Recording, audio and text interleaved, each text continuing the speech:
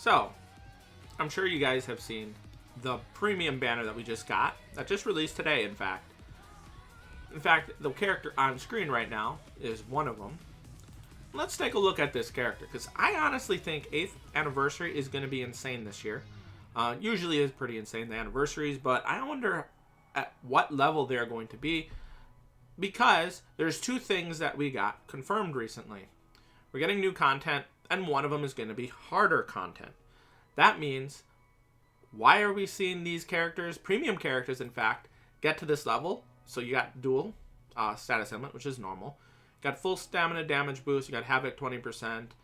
You got the team attribute, or technique attribute strong attack recharge 20%, which if I remember correctly, this is only when you transition between screens. It'll give you like a 20% cooldown. So anytime you transition between the screen, that should knock it, whatever your cooldown is, by 20%. Not continuously. So that's still pretty awesome skill to have for content. You got Devastation 40%. Reduce strong attack cooldown. So it's typical right here. Frenzy +2. That is always good to see. That is pretty insane. You got the Debilitator +5 seconds with 2 status ailments. That's pretty good. Speed status ailment chance against speed attribute enemies. So you're going to have an increased chance to inflict them with status ailments, since this guy has 2. That's really good. Sharpshooter status ailment spiritual pressure boost of 80%. And you got strong attack damage +20% here. So overall, this character is really, really good for a premium character. Well, if we're getting characters like this as premium, what is the anniversary characters this year going to be like? I want to see. Okay. Oh, wow, that looks cool. That is awesome. So, yeah, just imagine how strong these characters are going to be for anniversary. That's usually 2 characters, so I don't know who they're going to be. The other character of interest for me personally is this character right here, because he is potion, super potion, and droplet characters. But even he is still pretty strong. He has hidden enemies plus pierce iron skin, increased damage to enemies not inflicted by his status ailment. Really powerful. This combination is really powerful. Hidden enemies, pierce iron skin. This is a really good set of skills to have. If you co-op quests, increase melee damage +30%. Increase melee damage except in some quests 10%. Frenzy +1. Havoc 20%. Where is it? Devastation 60%. Guard break, fire resistance, and sprinter. So overall, for a potion, super potion, droplet character, this character is probably the strongest one, or one of the strongest. Honestly, I want to see. He's SP, right? Yeah, he's SP. So he's probably, in my opinion, depending on his attacks, I didn't really check out what his gameplay is for his strong attacks. His kit, assuming it's good, he's probably the strongest potion, super potion, droplet character in the game. And then the fact that they said they are planning on adding a quest, for example, where you have droplets and potions in one quest. So you can farm and get both in one. So they're going to change things up a bit, which is really, really good, because, you know, potions and super potions. Let's actually go to look at the inventory screen. And then we'll check out some of the quests that I think might actually get changed up a bit this year. Character materials, that's what we want. So if we go down here, droplets and potions. These are the ones that you need the most of. I believe for a potion, to get one slot to, I believe... No, I think to get all 3 to tier 20, I believe it's like 8,000 potions? Somewhere around there, if I remember correctly. Or was it 7,000... 8,000 drop. You know what? Let's go check to be sure. Point is, those are the 2 that cost the most materials to get to a tier 20 slot. And as you can see, so one tier 20. Okay, so it's 2,750 potions and 2,500. So it's 7,500 droplets and around 8,000 potions. Just to get all 3, one character to all 3 to have tier 20 slots. It's potions or super potions, it's 3,000, so it's more manageable. So if they end up combining these 2 into one, Because, like, honestly, imagine this. People farm in like, the enriched droplet zones, right? What if, I believe it difficult quests? What if they combine enriched droplet zones with inheritance zones? Yeah, what if they end up doing that? An enriched droplet zone combined with inheritance zone. It'll automatically make this inheritance zone equivalent worth doing. Why? Because you're getting potions and droplets. I know a lot of people say do epic raids because they get better. You get better potions drops there than you would in inheritance zone, and it's more efficient. But if they combine these two, that's going to be really powerful. And then if they stack that, imagine one of the bonuses. You know how they do the ×2 for like a week here?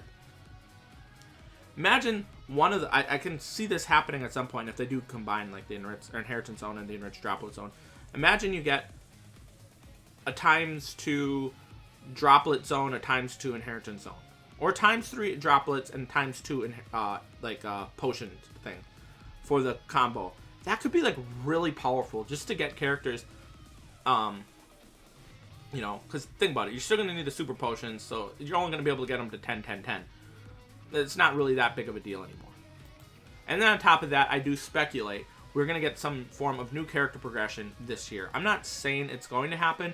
I'm just saying it probably should happen to help players who have done everything on their main accounts to, you know, just not drop the game. Because once they drop a game, they might not ever come back. There's a good chance they will at some point, but they might not. And that's potentially less money over a long enough period of time. If you give them something new to farm, you know, Arena kind of was a good idea in theory, but the gameplay with the mods, the modding potential just wasn't that good in general. Honestly, I think they should have an arena mode where it's the same concept, but you don't actually going up against another team, you know? So if you were to do this, you're not actually fighting against the thing. Like, you will have players, like, you'll have characters that will be, like, based on the other team, but you're not really fighting against them. It'd be kind of like brave battles in the thing where you're not really fighting against them, and if you win, great.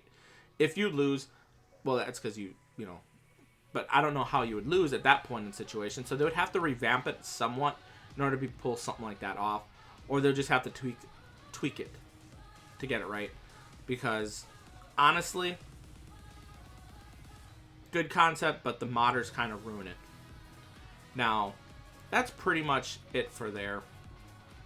I don't know what else they're going to revamp, and how much of this is going to be revamped for the 8th anniversary. Because 8th anniversary has a lot of hype events. Like, one of the things I'm going to be excited for to farm is the co-op mode for anniversary. They're probably going to have the potion, super potion, like these insane drop rates that are pretty rare, that you could have 7,777 potions, or maybe, here's the other maybe, since it's going to be 8th anniversary, they just go 8,000 potions. Just like a 300 more. Or unless they want to copy the 888 thing, then it'll be 8,888. It'll be like increasingly rare. And if you end up getting a double drop, maybe it's 16,000 or 17,000 instead. So you have like really low chances at that. Maybe they throw in the 100 BBS tickets like they did for there. Because I got that once where I think I got, was it 100 or 200? I think it was 200 BBS tickets in the one drop. And I found out that was actually pretty rare. It's actually only supposed to be a 100 drop. And I somehow rolled it twice, which is why I probably didn't get a good drop for the rest of that, on top of, you know, not being able to farm it towards the end because of the whole me getting sick for like a week or so. So yeah, there's a lot of stuff going on. I don't know how hype it is going to be, but I'm actually looking forward to the anniversary. And by the way, that's less than 5 months away at this point. In fact, in a few more days, actually no, because today's the last day of the month. So literally, like, well, it's not really 5 months. I mean, it's 5 months, but it's not the same amount as a normal day. It's basically 5 months and like 3 days away till the the limited banner for anniversary. So basically, you have on the 23rd of July, which is the premium banner for anniversary, the 8th anniversary. So it's July 23rd. And at the end of the month is usually the limited, which is usually a 1,000-Year Blood War Safui banner. And the last year we got was 1,000-Year Blood War Yamamoto, which is still a very powerful character. And I think that pretty much covers it all. I am very excited because we're getting really powerful premium units that for pull selection next year are going to probably, unless I pull a lot, let's take a look. How many BBS tickets do I have? So I have 122 there. Scroll down. And 482 right here. So if I get like 2,000 to 3,000 BBS tickets between now and end of the year, well, no, not end of the year, by anniversary, I'll just say I'll be probably pulling a lot of the premium characters that we're getting. Probably some new ones that I'm missing, and I'll get some worms back. Overall, it'll be really good, and maybe if I'm lucky enough, I'll pull the anniversary characters without actually having to summon on the banner. Assuming I'm not sure how good the banner is going to be for 8th anniversary, but it's probably going to be pretty good as well. So, yes, personally, I'm saving for BBS tickets for that. And if you're not a new player, if you have a pretty good account, you already have a lot of the characters you want, I'd probably start saving your BBS tickets for anniversary, because who knows how many premium banners we're gonna get between now and anniversary. This end of the month, February was premium. Next month is probably gonna be a limited banner, I'm assuming. I'm just gonna speculate, not confirmed. Maybe a Safui or a 1,000-Year Blood War banner for end of March is my guess.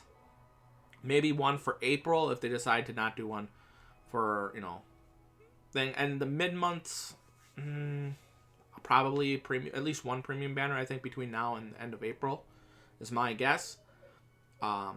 Whether it be premium mid month or end of month, I am not sure, but I'm gonna go with mid month is far more likely than end of the month. And then maybe May, June.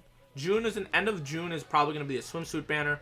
End of May might be another couple premium banners. We might get like 1 or 2 premium banners for May. So between now and anniversary, I would not be surprised if we get like 1 to 3 premium banners. Which, if one of them is another end of month, it could be a pretty powerful banner. And then I expect for the anniversary, the 8th anniversary, I have a feeling the premium and the anniversary, like the limited one at the end of the month of July, they're going to be pretty powerful characters. Like, really powerful. Because I expect some form of power creep going forward. You thought this Yamamoto was bad. I have a feeling 8th anniversary is going to probably be just as bad from the jump to the next level. Maybe even worse. Depends on how hard the new content is and what the new content is going to be. I don't know if there's an ETA on it. I don't think there is. So it could be before anniversary. Could be after 8th anniversary. Could be like end of the year or maybe early next year. Only time will tell. That's it. Thank you for watching. Have a nice day. Are you guys excited for 8th anniversary? Let me know in the comment section below. Have a nice day. I'll see you guys next time, and peace.